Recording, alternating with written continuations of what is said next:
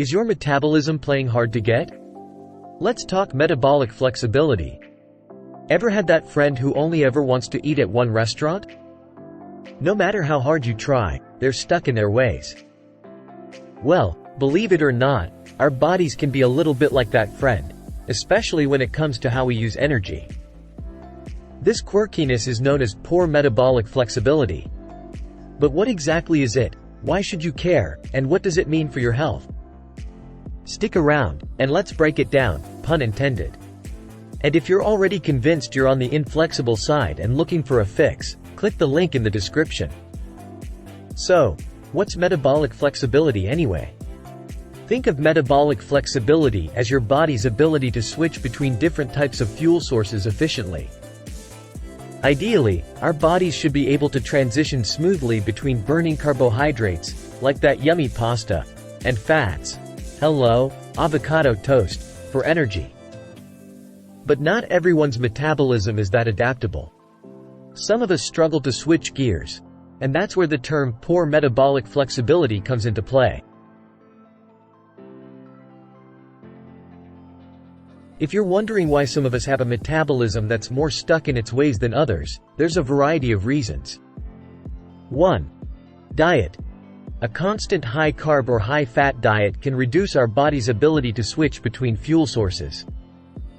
Think of it like always driving on the highway and never taking city roads. Eventually, you forget how to navigate those traffic lights.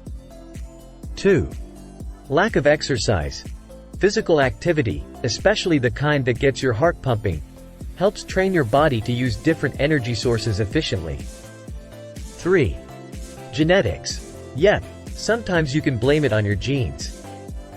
Some people are naturally more metabolically flexible than others. Poor metabolic flexibility is like a kink in your energy hose.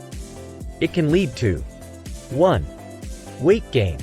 If your body isn't efficiently using the food you consume, you might store it as fat instead. 2. Reduced exercise performance. A less adaptable metabolism might mean you tire out faster during workouts. 3. Higher risk of diseases. Metabolic inflexibility has been linked to conditions like type 2 diabetes and cardiovascular diseases. Now, before you get all gloomy and think there's no hope, here's the silver lining. You can improve your metabolic flexibility. And if you're seeking a clear path to do so, be sure to check out that handy link in the description. Having a metabolism that's a little finicky might feel like a setback, but understanding the issue is half the battle.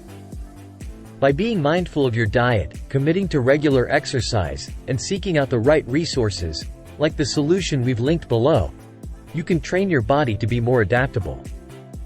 So, the next time someone compares you to that one restaurant friend, you can confidently say, "Not anymore." Curious about taking the next step towards a more flexible metabolism? For a tailored solution to boost your metabolic mojo, click the link in the description. Your body will thank you for it.